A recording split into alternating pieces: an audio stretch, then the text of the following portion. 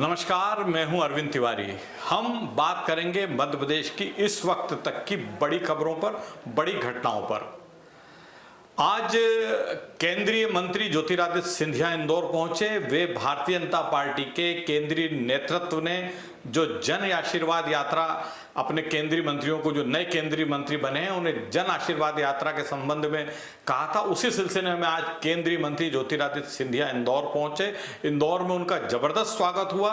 इंदौर विमानतल पर लंबे समय बाद भारतीय जनता पार्टी के किसी नेता का कांग्रेस की शैली में स्वागत हुआ। बहुत ही जबरदस्त स्वागत हुआ। इंदौर पहुंचने के बाद और विमानतल से बाहर आने के बाद करीब आधा घंटा तक उनका स्वागत चलता रहा। सिंधिया भी बहुत गर्मजोशी के साथ सारे लोगों से मिले जो उनके स्वागत के लिए पहुंचे थे।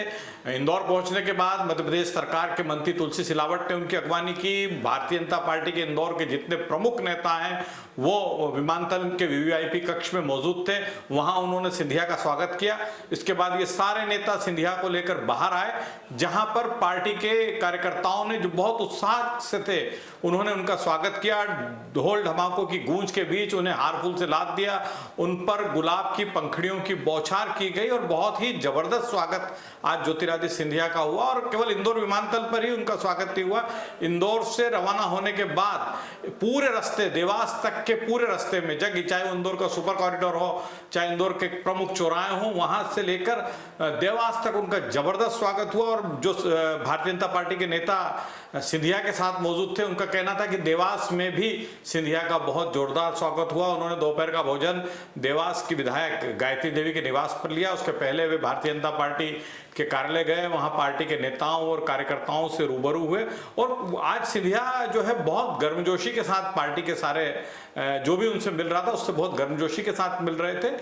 केंद्रीय मंत्री एसपीएस बघेल का भी दौरा जन आशीर्वाद यात्रा के माध्यम से मध्य प्रदेश में चल रहा है। उन्होंने कल से अपने दौरे की शुरुआत की थी और 19 तारीख से केंद्रीय मंत्री वीरेंद्र खटीक भी अपना दौरा शुरू करेंगे।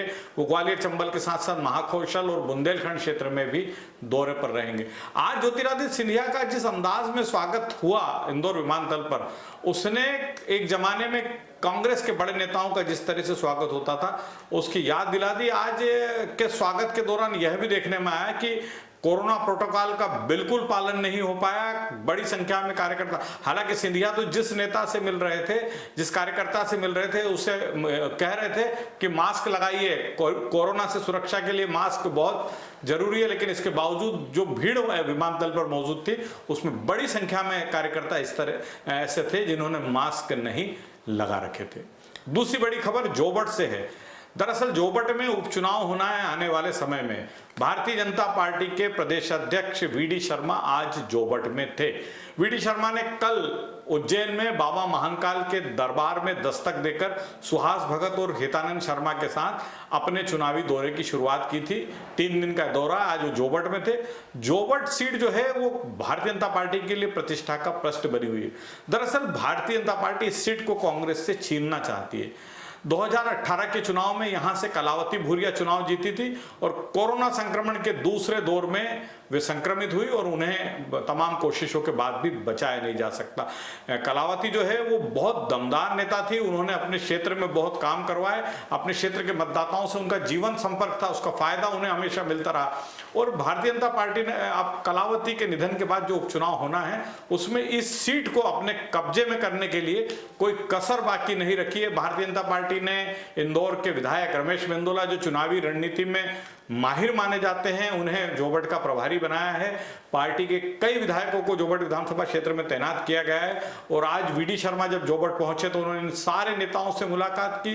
इसके अलावा पार्टी के स्थानीय कार्यकर्ताओं से मिले, स्थानीय वरिष्ठ नेताओं से मिले, जोबट के कुछ प्रबुद्ध नागरिकों से भी उन्होंने मुलाकात की। और कुल मिलाकर भारतीय जनता पार्टी इस बार जोबट सीट को हर हालत में अपने पक्ष में करना चाहती है। इसीलिए वीडी शर्मा जो है आज एडवांस तैयारी के रूप में जोबट में थे। मुख्यमंत्री शिवराज सिंह चौहान स्वस्थ हैं। कल गले में इन्फेक्शन के कारण उन्होंने दिन भर आराम किया। उनके कल के सारे कार्यक्रम निरस्त कर दिए गए थे। आज शिवराज सिंह चौहान भोपाल में हैं और शाम को वो केंद्रीय दल से मुलाकात करेगी जो मध्य प्रदेश में बाढ़ के बाद जो हालात निर्मित हुए हैं उसका जायजा लेना आया है।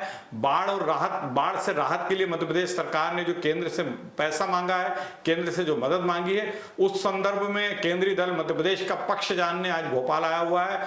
मध्य प्रदेश सरकार ने पूरी मजबूती के साथ अपना पक्ष रखने की तैयारी की है। मध्य प्रदेश सरकार के वरिष्ठ अधिकारी केंद्रीय दल को बताएंगे कि बाढ़ के दौरान कितना नुकसान मध्य प्रदेश में हुआ है। कई जिले खासकर श्योपुर, ग्वालियर, भिंड, मुरैना में तो तबाही मच गई है और वहां लोगों को मदद के लिए सरकार को बहुत ज्यादा प्रबंध करना पड़ रहे हैं। तो मध्य प्रदेश सरकार आज केंद्रीय दल के सामने अपनी बात रखेगी।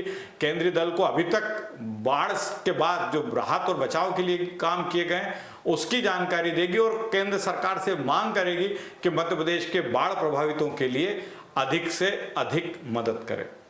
एक बहुत महत्वपूर्ण खबर ग्वालियर से है। ग्वालियर के इंदरगंज थाना में एक युवक की पुलिस कस्टडी में बीती रात मौत हो गई। पुलिस का कहना है कि सोनू बंसल नाम का ये युवक सटोरिया था और इसे पूछताछ के लिए लाया गया था। पुलिस, जिसमें ग्वालियर के एसपी अमित सांघी शामिल हैं, उनका स्पष्ट कहना है कि सोनू के साथ किसी तरह की कोई मारपीट नहीं हुई। रात को कस्टडी में उसकी तबीयत बिगड़ी, हम उसे लेकर अस्पताल गए और जहां तमाम कोशिशों के बाद भी उससे बचाया नहीं जा सका। दूसरी ओर सोनू के परिजनों का बहुत स्पष्ट आरोप है कि पुलिस ने पूछताछ के दौरान इंदरगंज थाने में सोनू के साथ बुरी तरह मारपीट की। इसी मारपीट के कारण उसकी हालत खराब हो गई। उसे ताबड़तोड़ पुलिस अस्पताल ले गई, लेकिन चूंकि चोट बहुत गंभीर थी इसलिए उसे बचाया नहीं जा सका। इसके बाद इंदरगंज थाने पर काफी भीड़ इकट्ठा हो गई थी।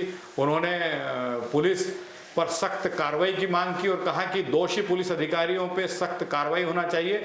ग्वालियर के एसपी अमित सांघी ने इंदरगंज थाने के टीआई राकेश परिहार, एक एएसआई और 3 सिपाहियों को निलंबित कर दिया गया है। इस मामले की जुडिशियल इंक्वायरी के भी आदेश दिए गए। सामान्यतः आजकल कस्टडी में जब भी डेथ होती है तो उसकी जुडिशियल इंक्वायरी होती है, तो इसकी भी जुडिशियल इंक्वायरी की अनुशंसा एसपी ने कर दी है और इस मामले की जुडिशियल इंक्वायरी होने के बाद सारी चीजें स्पष्ट रहेगी। लेकिन इसके कारण ग्वालियर के क्षेत्र में तनाव की स्थिति रही, लोग बहुत आक्रोशित थे। सोनू के परिजन बड़ी संख्या में लोगों के साथ थाने पर पहुंचे थे और उनका कहना था कि बुरी तरह पिटाई के कारण सोनू की हालत खराब हुई। हालांकि एसपी अमित सांघी का स्पष्ट कहना है कि सोनू के साथ कस्टडी में किसी तरह की पिटाई नहीं हुई।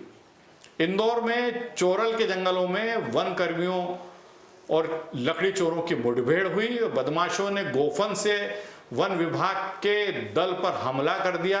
एक डिप्टी रेंजर सहित 3 वनकर्मी इस हमले में घायल हुए हैं।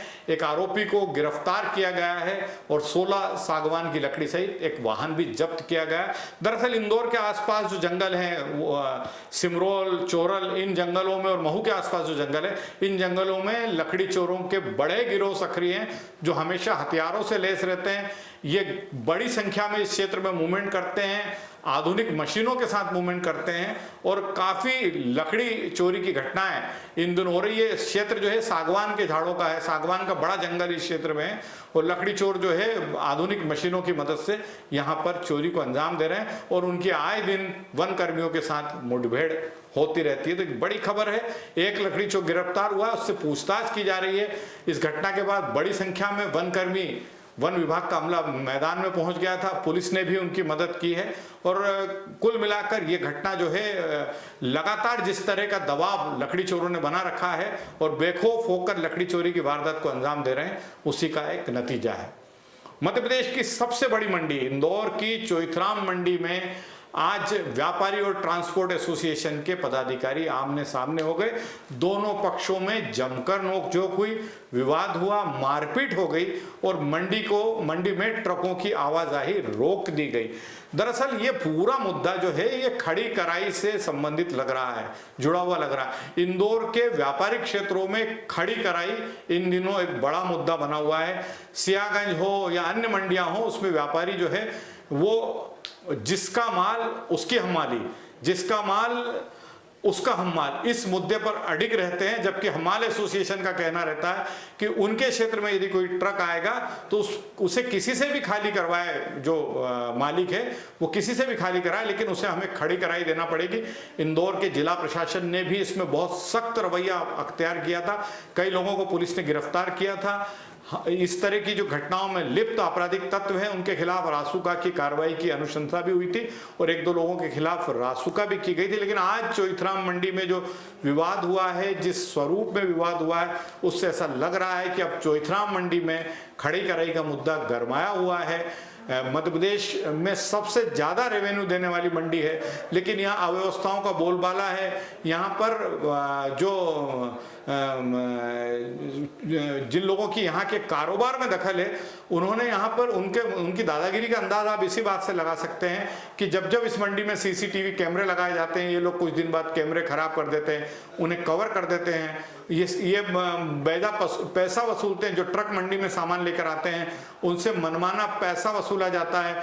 हम्मालों की अलग अलग यूनियन इस मंडी में सक्रिय है, जो चाहती है कि ट्रक कहीं भी आए, किसी भी व्यापारी के आए, लेकिन उससे हम करेंगे, और खाली हम नहीं भी करेंगे तो खड़ी कराई के नाम पे जो पैसा हमें मिलना चाहिए वो क्यों नहीं मिले, वो पैसा हमें हर हालत में लेकर रहेंगे।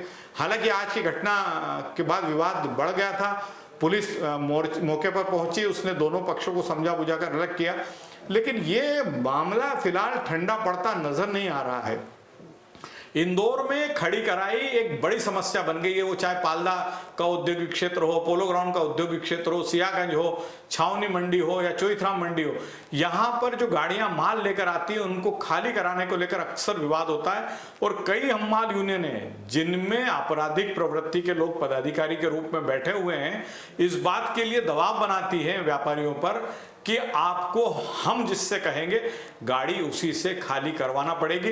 यदि आप उससे गाड़ी नहीं भी खाली करवा रहे हैं तो आप जिस यूनियन का वो क्षेत्र है उसे आपको खड़ी कराई देना पड़ेगी। तो ये कुल मिला के एक बड़ी समस्या इंदौर की है खड़ी कराई।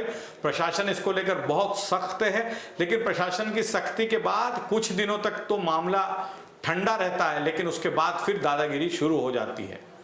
तो ये थी आज तक की इस वक्त की प्रमुख खबरें। कल हम फिर मिलेंगे कुछ नए मुद्दों के साथ, कुछ नई खबरों के साथ। अरविंद तिवारी को दीजिए इजाजत। डीजीएनए न्यूज़ पर खबरों का सिलसिला जारी है, जारी रहेगा।